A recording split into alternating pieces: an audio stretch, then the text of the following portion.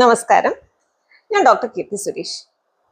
കഴിഞ്ഞ ദിവസം നമ്മളൊരു വീഡിയോ പോസ്റ്റ് ചെയ്തതല്ല, ഒരു കുട്ടി ഡൗട്ടായിട്ട് ചോദിച്ചിരുന്നു പ്രഗ്നൻസിയിൽ തൈറോയിഡ് മെഡിസിൻസ് കഴിക്കേണ്ട രീതി, എങ്ങനെയാണ് ഡോസിലുള്ള ചേഞ്ചസ് ഒക്കെ വരുത്തുന്നത്, അതിനെപ്പറ്റി ഒരു ഡൗട്ട് ചോദിച്ചിരുന്നു.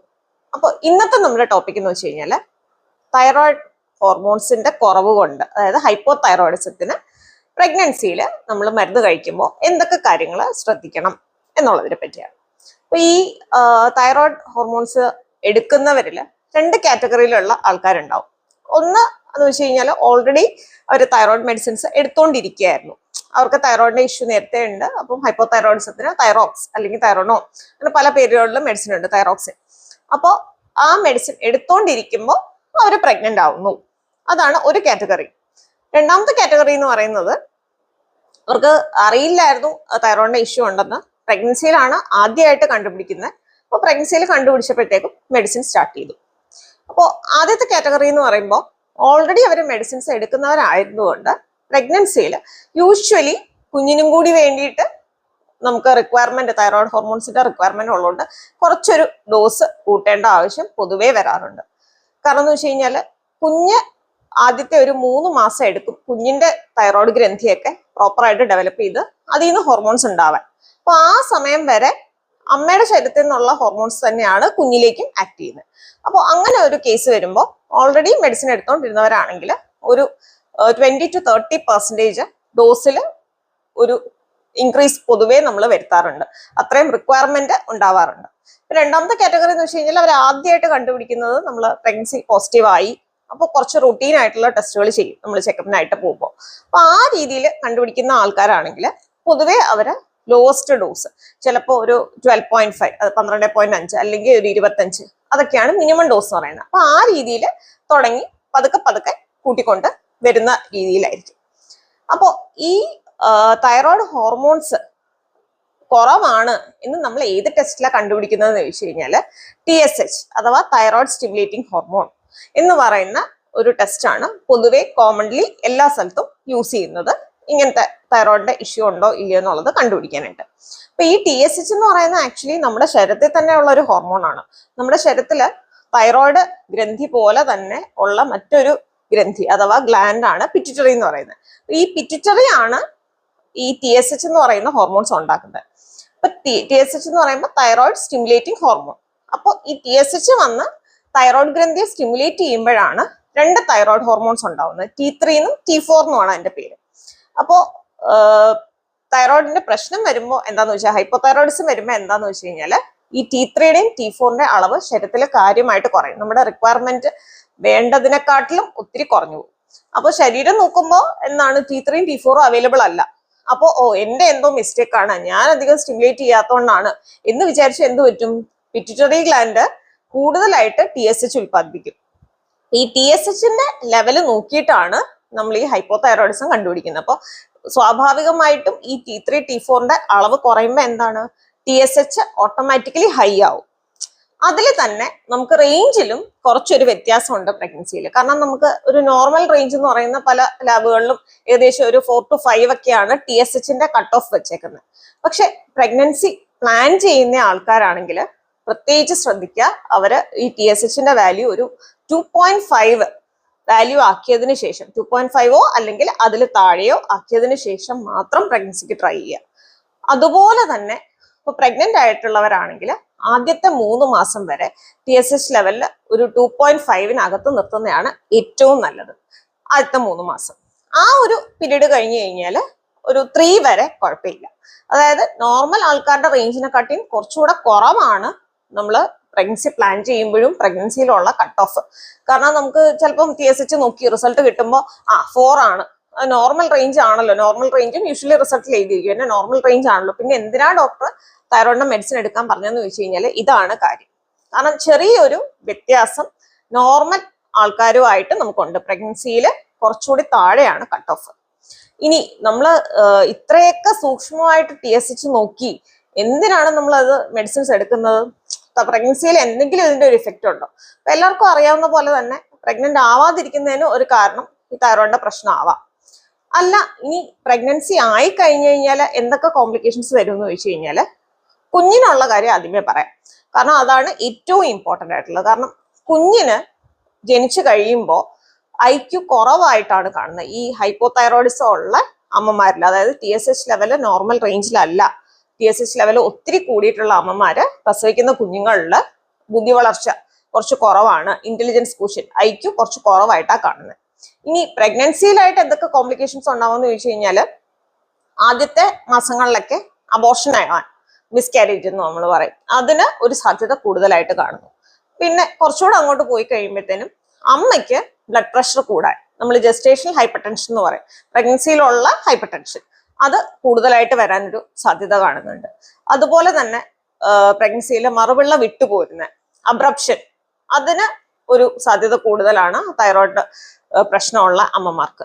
അതുപോലെ തന്നെ മാസം തികയുന്നതിന് മുന്നേ ഉള്ള പ്രസവം വരാനും, പ്രസവ സമയത്ത് അമിതമായിട്ടുള്ള രക്തസ്രാവം വരാനും, രക്തക്കുറവ് വരാനും ഒക്കെ പ്രഗ്നൻസിയിൽ സാധ്യത കൂടുതലാണ് TSH ലെവല് ഹൈ ആയിട്ടുള്ളവല്ല. അതുകൊണ്ടാണ് ഏറ്റവും നേരത്തെ നമ്മൾ കണ്ടുപിടിച്ച് അത് ചികിത്സ എടുത്ത് തൈറോയിഡ് ലെവല് നോർമൽ ആക്കണം എന്ന് പറയുന്നത്.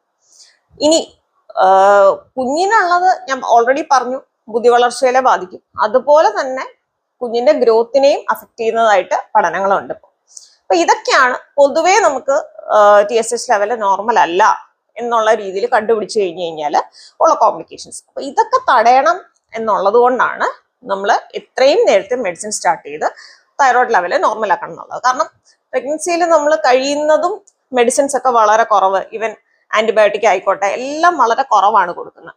പക്ഷെ TSHൽ ഇങ്ങനെ എന്തെങ്കിലും അബ്നോർമൽ വാല്യൂ കണ്ടുപിടിച്ച് തൈറോക്സ് അതായത് തൈറോയ്ഡ് ഹോർമോൺ എടുക്കണം എന്ന് പറഞ്ഞു കഴിഞ്ഞാൽ നിങ്ങൾ തീർച്ചയായിട്ടും എടുക്കുക. കാരണം ഇത്രയും കോംപ്ലിക്കേഷൻസ് വരാനുള്ള സാധ്യതയുണ്ട്. അപ്പൊ അതൊക്കെ ഒഴിവാക്കാനായിട്ട് നമ്മൾ TSH ലെവലിനെ നോർമൽ ആക്കണം. അത് റേഞ്ച് ഞാൻ ഓൾറെഡി പറഞ്ഞു. ആദ്യത്തെ 3 മാസം 2.5, പിന്നീട് അങ്ങോട്ട് 3 ആണ് TSH വാല്യൂവിന്റെ കട്ട് ഓഫ്. ഇനി നമ്മൾ ഓക്കെ കണ്ടുപിടിച്ചു പ്രശ്നമുണ്ട്, നമുക്ക് TSH ഹൈ ആണ്, നമ്മൾ മെഡിസിൻ എടുക്കാൻ തുടങ്ങി. മെഡിസിൻ എടുക്കുമ്പോൾ എന്തെങ്കിലും കാര്യങ്ങൾ ശ്രദ്ധിക്കണോ? തീർച്ചയായിട്ടും ശ്രദ്ധിക്കണം. കാരണം ഇതൊരു യൂഷ്വൽ മെഡിസിൻ അല്ല. ഇതില് 2-3 കാര്യങ്ങൾ തീർച്ചയായിട്ടും നിങ്ങൾ ശ്രദ്ധിക്കേണ്ടതെന്ന് വെച്ച് കഴിഞ്ഞാൽ, ഏറ്റവും ആദ്യത്തത് ഒരു ദിവസം പോലും സ്കിപ്പ് ചെയ്യാതെ വേണം തൈറോയ്ഡ് മെഡിസിൻ കഴിക്കാനായിട്ട്. അതായത് ഒരു ദിവസം മിസ്സായാൽ തന്നെ തൈറോയ്ഡ് ലെവലിൽ വേരിയേഷൻ വരും. കാരണം നമുക്കിത് റെഗുലർ ആയിട്ട് വേണ്ട ഒരു സംഗതിയാണ്, എല്ലാ ദിവസവും ആവശ്യമുള്ള ഒരു കാര്യമാണ്. അപ്പൊ ഒരു ദിവസം പോലും മിസ്സാവാതെ കഴിക്കുക എന്നുള്ളതാണ് ഏറ്റവും ഇമ്പോർട്ടൻ്റ് ആയിട്ടുള്ള കാര്യം. രണ്ടാമത്തേന്ന് വെച്ച് കഴിഞ്ഞാൽ, നമ്മൾ ഒരിക്കലും ആഹാരം കഴിച്ചതിന് ശേഷം തൈറോയ്ഡ് മെഡിസിൻ എടുക്കാൻ പാടില്ല, തൈറോക്സ് എടുക്കാൻ പാടില്ല. എപ്പോഴും വെറും വയറ്റിൽ തന്നെ, അതായത് രാവിലെ എണീറ്റ് ബ്രഷ് ചെയ്യുക, നേരെ ടാബ്ലറ്റ് വെള്ളം, അത് കഴിഞ്ഞ് അറ്റ്ലീസ്റ്റ് ഒരു 45 മിനിറ്റ്സ് എങ്കിലും ഗ്യാപ്പ് കൊടുത്തിട്ട് വേണം ഫുഡ് എന്തെങ്കിലും കഴിക്കാനോ വേറെ ചായയോ കോഫിയോ ഒക്കെ കുടിക്കാനോ. ഇനി മറ്റുള്ള ടാബ്ലറ്റ്സിന്റെ കാര്യം എങ്ങനെയാന്ന് വെച്ച് കഴിഞ്ഞാൽ, ബാക്കിയുള്ള അയൺ കാൽഷ്യം ഒക്കെ കഴിക്കുന്നുണ്ടെങ്കിൽ അത് വേറെ സമയത്താക്കുന്നതായിരിക്കും ഏറ്റവും നല്ലത്. ഇപ്പൊ രാവിലെ തൈറോയിഡിന്റെ മെഡിസിൻ ഉണ്ടെങ്കിൽ അയൺ ഉച്ചയ്ക്കും കാൽഷ്യം രാത്രിയിലും, ആ രീതിയിൽ അറ്റ്ലീസ്റ്റ് ഒരു 2 മണിക്കൂർ ഗ്യാപ്പ് എങ്കിലും ഈ 2 മെഡിസിൻസും തമ്മിൽ കീപ്പ് ചെയ്യാനായിട്ട് പ്രത്യേകം ശ്രദ്ധിക്കുക. കാരണം എന്നാൽ മാത്രമേ 2 മെഡിസിൻസിന്റെയും കംപ്ലീറ്റ് ഇഫക്റ്റ് കിട്ടുള്ളൂ. അടുപ്പിച്ച് കഴിച്ചു കഴിഞ്ഞാൽ 2ന്റെയും ഇഫക്റ്റ് കുറയും. പിന്നെ ശ്രദ്ധിക്കേണ്ടത് ഡയറ്റിൽ വരുത്തേണ്ട ചില ചേഞ്ചസ് ഒക്കെയാണ്. കാരണം നമ്മുടെ നോർമലി ഉള്ള തൈറോയ്ഡ് ഹോർമോൺസിന്റെ പ്രൊഡക്ഷനെ ബാധിക്കുന്ന കുറച്ച് ആഹാര പദാർത്ഥങ്ങളുണ്ട്. അപ്പൊ അത് നമ്മൾ ഡയറ്റിൽ നിന്ന് മാക്സിമം കുറയ്ക്കുക. കംപ്ലീറ്റ് ആയിട്ട് കട്ട് ചെയ്യാൻ പറ്റുമെങ്കിൽ അതാണ് ഏറ്റവും നല്ലത്. അപ്പൊ അങ്ങനത്തെ കുറച്ച് സംഭവങ്ങളുണ്ട്. അതിൽ പ്രധാനപ്പെട്ടെന്ന് പറഞ്ഞു കഴിഞ്ഞാൽ ക്യാബേജ്, നമ്മൾ കോമൺലി യൂസ് ചെയ്യുന്ന ക്യാബേജ്, കോളിഫ്ലവർ, ബ്രൊക്കോളി, ഇതെല്ലാം ഒരു കാറ്റഗറി വരുന്ന ഫുഡ് ഐറ്റംസ് ആണ്. അപ്പൊ ഈ സംഭവങ്ങൾ കഴിയുന്നതും ഒഴിവാക്കുക. പിന്നെ കോമൺ ആയിട്ട് നമ്മൾ ഒഴിവാക്കാൻ പറയുന്നത് മരിച്ചീനിയാണ്. കിഴങ്ങ് വർഗ്ഗങ്ങളിലുള്ള മരിച്ചീനി ഇതുപോലെ ഒരു ഇഫക്റ്റ് ഉള്ളത് കൊണ്ട് നമ്മൾ ഒഴിവാക്കാനാണ് അഡ്വൈസ് ചെയ്യുന്നത്. പിന്നെ ഉള്ള ഇതെന്ന് വെച്ച് കഴിഞ്ഞാൽ സോയാബീൻസ് ആയിക്കോട്ടെ, സോയ മിൽക്ക് ആയിക്കോട്ടെ, സോയ ചങ്ക്സ് ആയിക്കോട്ടെ, അപ്പൊ ഈ കാറ്റഗറിയിലുള്ള സംഭവങ്ങളും കഴിയുന്നതും തൈറോയിഡിന് മെഡിസിൻ എടുക്കുന്നവര് ഒഴിവാക്കുന്നതാണ് നല്ലത്. എന്നാൽ മാത്രമേ അവർക്ക് എത്രയും പെട്ടെന്ന് TSH ലെവലിനെ നോർമൽ റേഞ്ചിലേക്ക് കൊണ്ടുവരാനായിട്ട് സാധിക്കുകയുള്ളൂ. പിന്നെ ഈ തൈറോയ്ഡ് ഹോർമോൺസ് എടുക്കുമ്പോൾ റെഗുലർ ആയിട്ടുള്ള ചെക്കപ്പിന് പോവുകയും TSH ലെവല് മോണിറ്റർ ചെയ്യുകയും ചെയ്യുന്നത് വളരെ അത്യാവശ്യമാണ്. ഇപ്പൊ ഇനിഷ്യലി നമ്മളൊരു TSH കണ്ടുപിടിച്ചു, TSH വാല്യൂ ഹൈ ആണ് 6 സപ്പോസ്, അപ്പൊ നമ്മൾ ഒരു 25 മൈക്രോഗ്രാമിന്റെ ആയിരിക്കും ചിലപ്പോൾ തുടങ്ങുന്നത്. മെഡിസിൻ സ്റ്റാർട്ട് ചെയ്തു. പിന്നെ എപ്പോൾ നമ്മൾ റീചെക്ക് ചെയ്യണം? കാരണം ഇത് കറക്റ്റ് ആയോ, 25 മതിയോ, നമ്മുടെ തൈറോയിഡിന് അത്രയും മതിയോ, അത്രയും റിക്വയർമെന്റേ ഉള്ളോ എന്നുള്ളത് നമ്മൾ അറിയണ്ടേ. അപ്പൊ അതിന് യൂഷ്വലി നമ്മൾ പറയുന്നത് എല്ലാ 4 ആഴ്ച കൂടുമ്പോഴും. എളുപ്പത്തിന് ഓർത്തിരിക്കാനായിട്ട് എല്ലാ മാസവും വെക്കാം. അതായത് ഈ മാസം 5-ാം തീയതിയാണ് നമ്മൾ നോക്കുന്നത്.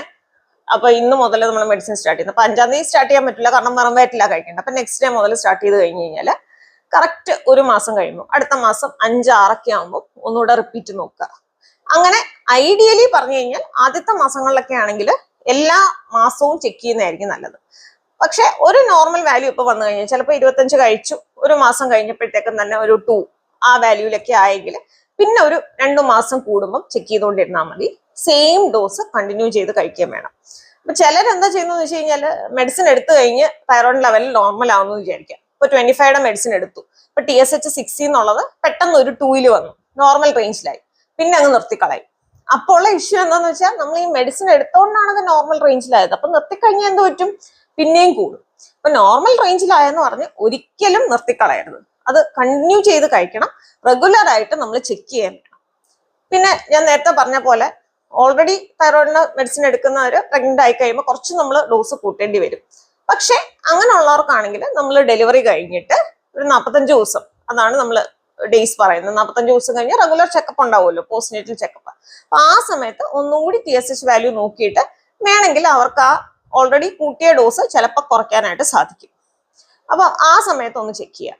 ഇനി ആദ്യമായിട്ട് പ്രഗ്നൻസിയിൽ തുടങ്ങിയവർക്കാണെന്ന് വെച്ചു, ചില മിനിമം ഡോസ് ഒക്കെ എടുക്കുന്നവർ 12.5, 25 ഒക്കെ എടുക്കുന്നവർക്ക് ഇതുപോലെ തന്നെ 45 ഡേയ്സ് ഡെലിവറി കഴിഞ്ഞിട്ട് നമ്മൾ നോക്കുമ്പോൾ TSH ലെവല് നോർമൽ ആണെങ്കിൽ അല്ലെങ്കിൽ ഒത്തിരി കുറഞ്ഞിട്ടുണ്ടെങ്കിൽ വേണമെങ്കിൽ നമുക്ക് നിർത്തി നോക്കാം. ആ സമയത്ത് നമുക്ക് കട്ട് ഓഫ് ഈ 2.5ഉം 3 ഒന്നും ആവശ്യമില്ല, അപ് ടു 5 TSH 5 വാല്യൂ വരെ നമുക്ക് നോർമലാണ്. അപ്പൊ ആ രീതിയിൽ ഡെലിവറി കഴിഞ്ഞിട്ട് നമുക്ക് TSH നോക്കിയിട്ട് ഡോസ് അഡ്ജസ്റ്റ് ചെയ്യാൻ പറ്റും. അതുകൊണ്ട് ഒരിക്കൽ തുടങ്ങി കഴിഞ്ഞാൽ അയ്യോ എനിക്ക് ജീവിതകാലം മൊത്തം കഴിക്കേണ്ടി വരുമല്ലോ അന്ന് വിചാരിച്ച് നിരാശപ്പെടേണ്ട കാര്യമില്ല. കാരണം പ്രഗ്നൻസിയിൽ വരുന്നവർക്ക് പൊതുവെ അങ്ങോട്ട് കുറഞ്ഞു കഴിഞ്ഞു കഴിഞ്ഞാൽ നമുക്ക് നിർത്താൻ പറ്റും. പക്ഷേ നമുക്ക് റിക്വയർമെന്റ് ഉണ്ടോന്ന് നോക്കണം. റിക്വയർമെന്റ് ഉണ്ടെങ്കിൽ തീർച്ചയായിട്ടും കണ്ടിന്യൂ ചെയ്യുകയും വേണം. അപ്പോൾ ഈ രീതിയിലാണ് പൊതുവെ നമ്മൾ തൈറോയിഡിന്റെ ചെക്കപ്പും മെഡിസിൻസും ഒക്കെ എടുക്കാൻ പറയുന്നത്. ഇനി പ്രഗ്നൻസി കംപ്ലീറ്റ് കഴിഞ്ഞു, ആ 45 ഡേയ്സ് ഒക്കെ കഴിഞ്ഞു, അപ്പൊ സ്റ്റിൽ മെഡിസിൻ എടുക്കുന്ന ഒരാളാണെങ്കിലും തീർച്ചയായിട്ടും അറ്റ്ലീസ്റ്റ് ഒരു 3 മാസം കൂടുമ്പോഴെങ്കിലും TSH ലെവല് നോർമൽ ആണോ എന്ന് ചെക്ക് ചെയ്യുക. കാരണം നമുക്ക് തൈറോയിഡ് ലെവല് നോർമൽ ആയാൽ മാത്രമേ പ്രോപ്പർ ആയിട്ടുള്ള ലാക്ടേഷനും പോസിബിൾ ആവുള്ളൂ. കാരണം ഇതെല്ലാം ഹോർമോൺസിന്റെ മെക്കാനിസം കൊണ്ടാണ്. അപ്പോൾ തൈറോയിഡ് ലെവലിൽ അപ്പോൾ വേരിയേഷൻ ഉണ്ടെങ്കിൽ ലാക്ടേഷനെ അത് ബാധിക്കും. പാല് ബ്രസ്റ്റ് ഫീഡിങ്ങിന്റെ നമുക്ക് ബുദ്ധിമുട്ടുകൾ വരികയും പാലിന്റെ അളവ് കുറയും ഒക്കെ ചെയ്യാനായിട്ട് സാധ്യതയുണ്ട്. അപ്പം നമ്മൾ TSH ലെവല് എപ്പോഴും നോർമലായിട്ട് തന്നെ കീപ്പ് ചെയ്യാനായിട്ട് പ്രത്യേകം ശ്രദ്ധിക്കുക. അപ്പോൾ തൈറോയിഡ് മെഡിസിൻ എടുക്കുന്നവർക്ക് ഉള്ള സംശയങ്ങളൊക്കെ ഒരുവിധം മനസ്സിലായെന്ന് വിചാരിക്കുന്നു. അപ്പോൾ എന്തെങ്കിലും ഇനിയും ഡൗട്ട്സ് ഉണ്ടെങ്കിൽ തീർച്ചയായിട്ടും നിങ്ങൾ കമന്റ് ചെയ്യുക. ഈ വീഡിയോ ഇഷ്ടപ്പെട്ടെങ്കിൽ ലൈക്ക് ചെയ്യുക, ഷെയർ ചെയ്യുക. ഇതുപോലെയുള്ള യൂസ്ഫുൾ ആയിട്ടുള്ള വീഡിയോസ് കാണാൻ താല്പര്യമുള്ളവരാണെങ്കിൽ തീർച്ചയായിട്ടും ഈ ചാനൽ സബ്സ്ക്രൈബ് ചെയ്യുക. മറ്റൊരു പുതിയ ടോപ്പിക്കായിട്ട് കാണുന്നവരെ നന്ദി.